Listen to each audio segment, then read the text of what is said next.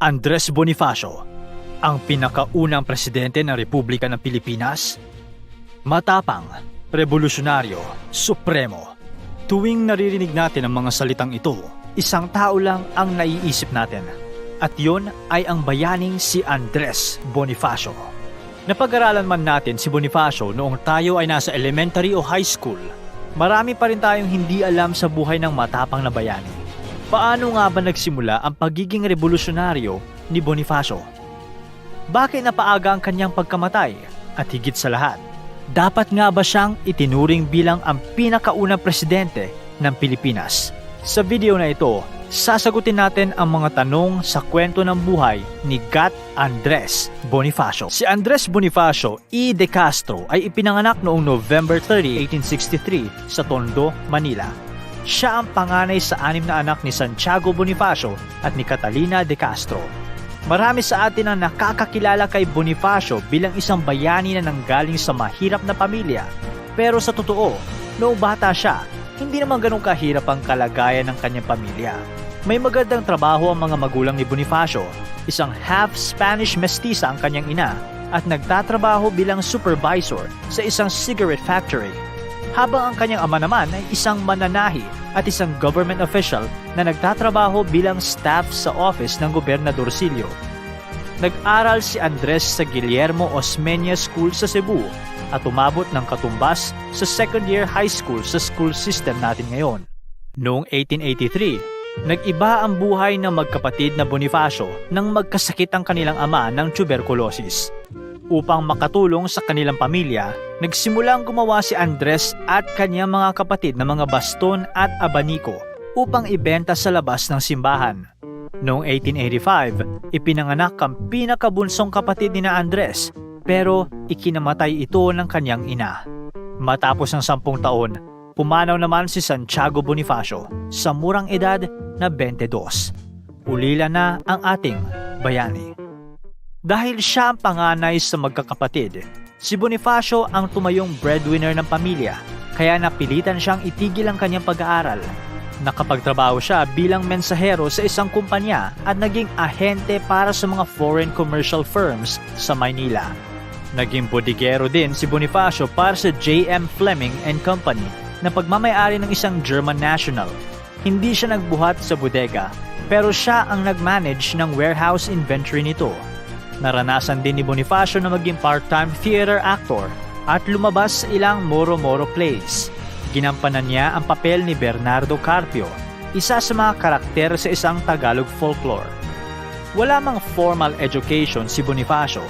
Hindi ito nakapigil sa kanya na palawakin ang kanyang kaalaman. Mahilig magbasa si Bonifacio ng mga libro tungkol sa politics at society. Nagbasa siya ng mga libro tungkol sa buhay ng mga US presidents, natapos sa mga nobelang Les Miserables ni Victor Hugo, siyempre, No Le Tangere at El Filibusterismo ni Jose Rizal, at nagbasa ng History of the French Revolution. Sa mga pagbabasa niyang ito, namulat ang pagkamakabayan ni Bonifacio at ang nagtulak sa kanya na tumulong para makalaya ang Pilipinas mula sa kamay ng mga banyaga. Noong 1882, nakilala ng 29 anyos na Andres ang kanyang magiging asawa na si Gregoria de Jesus. Hindi man sang-ayon ng mga magulang ni Gregoria sa kanilang relasyon noong una, natanggap din nila si Bonifacio at nagpakasal ang dalawa matapos ang mahigit kumulang 1.5 taon ng pagiging magnobyo. Hindi sikreto na si Andres Bonifacio ay isang malaking tagahanga ni Dr. Jose Rizal. Siyempre, natapos niya nga ang 2 libro ng ating pambansang bayani. Kaya naman, noong July 3, 1892, nang itayo ni Dr. Jose Rizal ang La Liga Filipina sa Tondo, agad na sumali si Bonifacio sa grupo.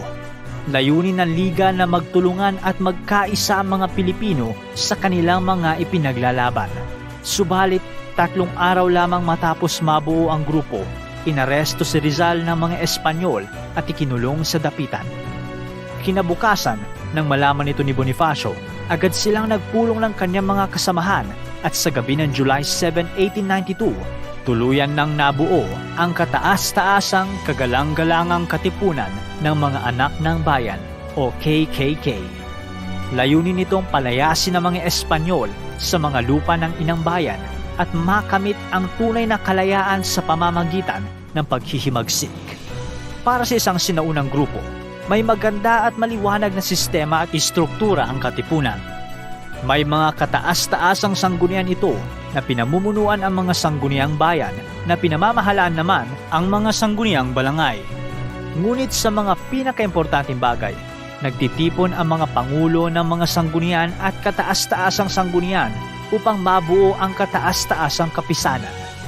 Habang tinawag naman na sangguniang lihim ang kanilang sistemang pangkatarungan, isang totoong sistemang pangdemokratiko, may mga sangay ang katipunan sa iba't ibang probinsya ng Pilipinas tulad ng Batangas, Laguna, Cavite at iba pa. Marami sa mga katipuneros ay mga ordinaryong manggagawa, habang ang mga pinuno naman ay mga kilalang tao sa kani-kanilang munisipalidad. Kilala natin si Bonifacio bilang supremo ng katipunan, pero hindi siya ang naging unang pinuno ng grupo. Una nang namuno sina Diodato Arellano at Roman Basa bago pa man maging ganap na pinuno si Bonifacio noong 1895. Sa katunayan, sa pumumunong ito ni Bonifacio, nagsimulang maniwala ang mga tao na dapat kilalanin si Andres Bonifacio bilang ang pinakaunang presidente ng Pilipinas. Sa mga panahong iyon, ginamit ng mga katipunero ang terminong Haring Bayan Katagalugan para sa pamahalaang Katagalugan na itinayo nila. Ang bayan ang hari at walang sino mang individual, lalo na mga banyagang Espanyol, ang mas importante dito. Noong 1897, isang dokumento ang inilabas ni Bonifacio. May pirma niya ito at sa ibaba ng kanyang pangalan, makikita doon ang titulong Pinuno ng Haring Bayan. Ayon sa isang historian na si Dr. Mila Guerrero, sa mga panahong iyon, ginamit ng mga Pilipino ang terminong Haring Bayan bilang panghalip sa terminong Republika. Ibig sabihin, dahil naging pinuno si Bonifacio ng Haring Bayan ng Katagalugan bago pa itinuring na presidente si Aguinaldo, si Bonifacio dapat ang kilalaning pinakaunang pangulo ng Republika ng Pilipinas. May dalawang mga sinaunang dokumento na nagsusuporta sa interpretasyon na ito ni Dr. Guerrero. Ang una ay ang memoir ng sekretarya ni Emilio Aguinaldo na si Carlos Ronquillo. Nakalagay doon na sa biyak na bato sa San Miguel, Bulacan, itinatag ang ganap na Haring Bayang Katagalugan ni Aguinaldo at ng kanyang mga tauhan. Kitang-kita na ginamit ni Ronquillo ang salitang Haring Bayan ng Katagalugan bilang panghalip sa terminong Republika ng Pilipinas. Siyempre, mapapansin niyo na nilagyan niya ng salitang ganap ang kanyang pahayag, isang paraan na ipakita ang kanyang suporta kay Aguinaldo bilang ang unang presidente. Sa ginawa niyang ito, para na rin niyang sinabi na noong si Bonifacio pa ang pinuno, hindi pagganap ang Haring Bayang Katagalugan. Ang ibang dokumento ay mula sa dakilang lumpo na si Apolinario Mabini. Ang dokumento na isinulat ni Mabini ang naging batayan ng Organic Decree na siyang nagtatag ng Kongreso ng Malolos at mga LGUs sa panahon ni Aguinaldo sa gobyerno. Sa dokumento, makikita din na ginamit ni Mabini ang terminong Haring Bayan sa paglarawan niya sa Republika ng Pilipinas. Ano sa tingin nyo? I-comment nyo sa ibaba ang iyong mga sagot. Balik na tayo sa buhay ni Andres. Sa loob ng katipunan ay nakilala ni Bonifacio ang isa sa mga matalik niyang kaibigan at tagapayo na si Emilio Jacinto. Sa tulong ni Pio Valenzuela, naitayo ni Jacinto ang opisyal na pahayagan ng katipunan, ang kalayaan. Sa pamagat pa lang ay makikita na ang pangunahing diwa at layunin ng katipunan. Nakapagsulat ng ilang mga artikulo si Bonifacio para sa pahayagan, kabilang na ang isang tula na pinamagatan niyang Pag-ibig sa Tinubuang Lupa. Nang unang lumabas ang kalayaan noong Marso 1896, agad itong pumatok sa mga Pilipino at umani ng marami pang mga miyembro ng katipunan na galing sa iba't ibang parte ng Pilipinas, tulad ng Visayas at Mindanao. Mula sa 300 miyembro nito noong January 1896, lumobo ang katipunan sa mahigit kumulang 35,000 na miyembro pagdating ng Agosto 1896. Subalit habang lumalaki ang grupo, mas napapansin na din sila ng mga Espanyol. May hinala na ang mga banyaga tungkol sa isang grupo na balak maghimagsik laban sa kanila. Nakumpirma ang kanilang hinala ng isang miyembro ng katipunan ang nagsabi sa isang praile, si Padre Mariano Gil, tungkol sa balak na revolusyon ng mga katipunero. August 19, 1896, sinugod ng mga Espanyol ang Diario de Manila at doon ay nakahanap sila ng ilang ebidensya at mga selyo ng katipunan. Sa galit ng mga Espanyol, marami sa mga taga Maynila ang ikinulong nila. Agad na nagpatawag ng pulong si Bonifacio para sa mga katipunero. Noong August 23, 1896, sa Pugad Lawin sa Balintawak, gumawa ng simbolikong aksyon ang grupo. Sabay-sabay nilang pinunit ang kanilang mga sedula, ang simbolo ng kanilang pagkaalipin at tuluyan ng kumalas sa kapit ng mga banyagang sumakop sa inang bayan. Kilala natin ito ngayon bilang The Cry of Pugad Lawin. Kinabukasan nagpasya ang grupo na simulan na ang himagsikan sa katapusan ng buwan. Bilang supremo, nagtalaga na si Bonifacio ng mga grupo at mga pinuno sa pag-ataking magaganap. Bago pa man dumating ang araw ng paghuhukom, nakainkwentro na ng grupo ni Bonifacio ang mga Guardia Sibil sa ilalim ni Teniente Ross sa Pasong Tamo noong August 26. May mga katipunero din na nakainkwentro ng mga kalaban sa Malabon at Caloocan. Sa lahat ng mga labanang ito, nanalo ang mga katipunero. Sa gabi ng August 29, 1896, sumugod na ang mga katipunero sa Maynila. Dala-dala ang kanyang pinagkakatiwalaang revolver. Pinamunuan ni Bonifacio ang pagsalakay. Kaunting kaalaman bago tayo magpatuloy, kung maririnig natin ang pangalang Andres Bonifacio, agad papasok sa ating isip ang isang taong nakakamisa chino, may nakataling pulang panyo sa kanyang leeg at may dalang bolo. Ang imahe ng isang tunay na Pilipinong mandirigma. Ito din ang nakikita natin sa mga litratong nagre-representa sa kanya at sa malaking estatwa na nasa Manila sa liwasang Bonifacio. Pero ang totoo, hindi bolo ang armas na kadalasang ginagamit ni Bonifacio noong revolusyon, kundi isang revolver. Sa labanan sa San Juan del Monte, kung saan pinamunuan ni Bonifacio ang pag-atake sa isang Spanish artillery, makikita na baril ang daladala ng Supremo. Napatunayan din ito sa eleksyon na naganap sa Tejeros Convention para sa pagpili ng bagong opisyal para sa grupo. Nang may bumastos kay Bonifacio, hinugot niya ang kanyang baril. Pero maghintay lang kayo saglit at darating din tayo sa buong kwento niyan. Okay, balik na tayo. Sa lakas ng puwersa ng mga katipunerong sumugod sa Maynila, agad nilang natalo ang mga Espanyol sa Mandaluyong at nakuha ang munisipyo nito. Noong August 30, lumaban din ang hukbo sa San Juan del Monte. Hindi natakot sina Bonifacio sa labanan. Nakipagpalitan sila ng putok, nakipagtagisan ng bolo, dumaloy ang dugo pero ipinagpatuloy pa rin ng mga katipunero ang laban. Ang araw na ito ay kilala natin ngayon bilang ang labanan sa pinaglabanan. Maraming nasawing katipunero sa araw na iyon. Gayunpaman, nagulat pa rin ang mga Espanyol sa puwersa at giting sa pakikipaglaban ng mga anak ng bayan. Kaya naman, agad na nagdeklara si Gobernador General Ramon Blanco ng batas militar sa 8 lungsod na hinala nila ay may presensya ng mga katipunero. Ang mga lungsod na ito ay ang Nueva Ecija, Tarlac, Pampanga, Bulacan, Maynila, Cavite, Laguna at Batangas. Ang 8 lungsod na ito ang magsisilbing 8 sinag ng araw sa ating watawat. Unti-unti mang nagtatagumpay ang paghihimagsik ng mga katipunero. Nagkakaroon din ng mga di pagkakaintindihan sa loob ng grupo. Ang dalawang grupo na sangkot dito ay ang Sangguniang Bayan ng Magdiwang at ang Sangguniang Bayan ng Magdalo. Dito pumasok sa eksena si Emilio Aguinaldo. Si Aguinaldo ay naging parte ng mga Magdalo noong Marso 1896. Nang may bumastos kay Aguinaldo noong bago pa lamang siya na miyembro, si Bonifacio ang nagtanggol sa kanya. Mula noon ay naging maganda na ang relasyon ng dalawa.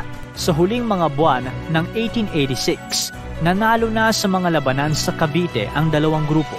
Isa sa mga dahilan nito ay dahil kumuha ang dalawang grupo ng iba pang mga tao na hindi miyembro ng katipunan upang mas lumakas pa ang kanilang puwersa. Pero habang tumatagal ay mas lumala pa ang tensyon na namamagitan sa dalawang grupo. Noong March 22, 1897, Nagtipon-tipon ng mga lider ng revolusyon, kabilang na ang Supremo na si Andres Bonifacio sa Friar Estate sa Tejeros upang maresolba ang problema ng dalawang grupo. Para sa mga magdiwang, si Mariano Alvarez ang pinuno habang ang pinsan naman ni Emilio Aguinaldo ang namuno sa Magdalo, si Baldomero Aguinaldo. Matagal na nag-debate ang mga lider ng pulong hanggang sa napagdesisyonan nilang maghalal ng mga bagong opisyal sa Katipunan. Bagamat siya pa rin ang pinuno ng Katipunan, pumayag si Bonifacio dito. Pero bago pa man magsimula ang eleksyon, siniguro ni Bonifacio sa mga tao sa kapulungan na kung ano ang resulta ng botohan, kailangang respetuhin ito ng lahat. Unang pinagbotohan ang bagong presidente ng grupo at sa tulong ng mga Magdalo, nanalo si Emilio Aguinaldo. Nangyari ito kahit wala si Aguinaldo sa pulong dahil lumalaban siya sa Dasmariñas. Gayunpaman, nirespeto ni Bonifacio ang resulta. Nagpatuloy ang eleksyon hanggang sa nanalo si Bonifacio bilang direktor ng interior ng Katipunan. Dito na nagsimula ang gulo. Sa hindi inaasahang pagkakataon, isang miyembro sa pangalang Daniel Tirona ang nagreklamo sa pagkapili kay Bonifacio para sa posisyon. Ayon kay Tirona, hindi madali ang trabaho ng isang direktor del interior at kailangan isang abogado ang humawak sa posisyong ito. Binanggit ni Tirona ang abogadong si Jose del Rosario at inihayag na hindi ito kaya ng isang ordinaryong manggagawa na hindi maayos ang pinag-aralan na tulad ni Bonifacio. Hindi nagustuhan ni Bonifacio ang pambabastos ni Tirona. Binunot niya ang kanyang baril at itinutok ito kay Tirona. Nagkakagulo na sa pulong kaya bilang pangulo ng nangyaring kumbensyon, pinawalang bisa ni Bonifacio ang naganap na pulong at eleksyon. Umalis siya sa pulong sa paniniwalang siya pa rin ang supremo ng Katipunan. Pero para sa naiwang mga delegado, si Emilio Aguinaldo na ang bagong presidente. Naniwala si Aguinaldo sa mga delegado kaya agad siyang nanumpa bilang bagong presidente ng revolusyon noong March 23, 1897. Ito ang simula ng katapusan. Dalawang magiting na bayani na naniniwalang sila ang pinuno ng himagsikan. Dapat ay isa lang ang matitira. Sa kanyang pagganap bilang presidente, may nakapagsabi kay Aguinaldo na si Bonifacio ay isang traidor, isang ahente ng mga praile na naglalayong ipahamak ang mga katipunero. Pinag-isipan nito ni Aguinaldo at naisip niya na posibleng totoo ito dahil walang ginawang aksyon si Bonifacio para sa Cavite. Hindi ito totoo. Noong April 6, 1897, prinotektahan ni Bonifacio ang Cavite mula sa mga Espanyol at binigay pa ng kanyang mga tauhan ang kanilang mga armas sa mga Magdalo upang makalaban sila. May nakapagbalita din kay Aguinaldo na ipinasunog ni Bonifacio ang isang buong nayon at isang simbahan nang hindi sila magbigay ng mga probisyon sa grupo ni Bonifacio.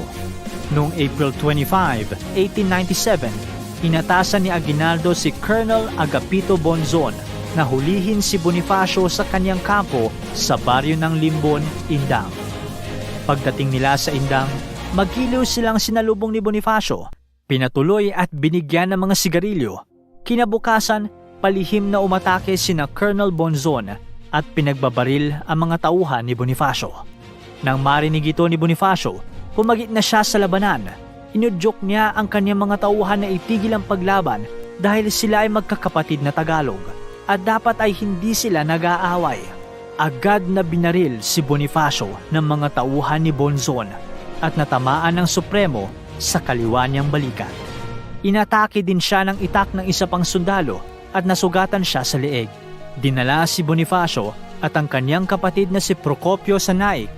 Dahil mahina na si Bonifacio sa kanyang mga natamong sugat, dinala siya sa Naik sa isang duyan. Ipinasok ang magkapatid sa isang makipot at madilim na silid. Gawa sa bato ang kanilang kulungan at matagal bago pa pinakain ang magkapatid. Noong May 1, 1897, sa isang bahay sa Maragondon, itinuloy ang paglilitis ng magkapatid. Inakusahan sina Bonifacio ng pagnanakaw ng pera ng Katipunan at pagplanong pagpatay sa bagong presidente na si Emilio Aguinaldo. Sa huli, kahit walang matatag na ebidensya, guilty ang hatol nila kay Bonifacio at pinatawan ng Supremo ng parusang kamatayan sa pamamagitan ng pagbaril. Noong May 10, 1897, dinala ang magkapatid na Bonifacio sa bundok ng Maragondon at doon, sa pamumuno ni Lazaro Macapagal, pinagbabaril ang dalawa hanggang sa sila ay namatay. Sa mahabang panahon, yun ang pinaniniwalaan natin. Pero may iba palang istorya ayon kay General Guillermo Masangkay. Ayon sa General, isa sa mga tauhan mismo ni Macapagal ang umamin na si Procopio lamang ang binaril sa Maragondon. Isang malaking itak ang ginamit upang patayin si Bonifacio.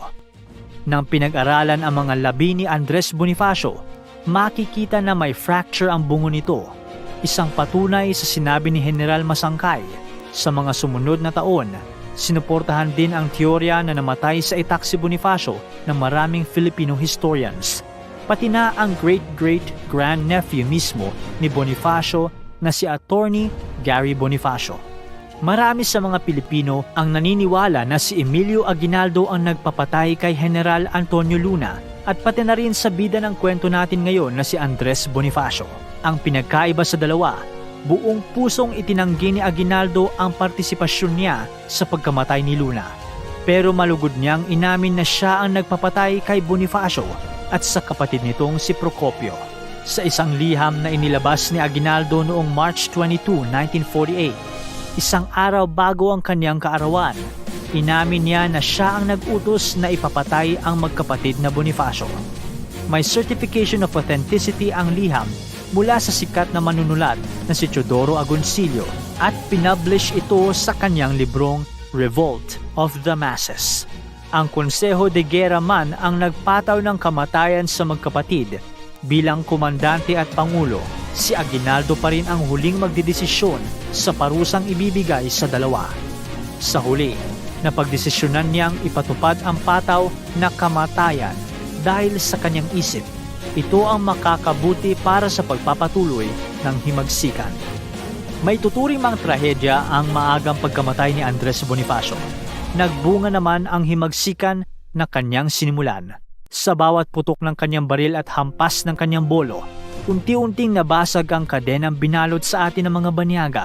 Utang natin ang ating tinatamasang kalayaan kay Andres Bonifacio, ang supremo ng katipunan at ang ama ng rebolusyon. Nagustuhan niyo ba ang kwento ni Andres Bonifacio? Dapat nga ba siyang itinuring bilang ang pinakaunang presidente ng Pilipinas? Ano ang masasabi niyo sa desisyon ni Aguinaldo na ipatupad ang hatol na kamatayan kay Bonifacio? Tama ba ito o mali?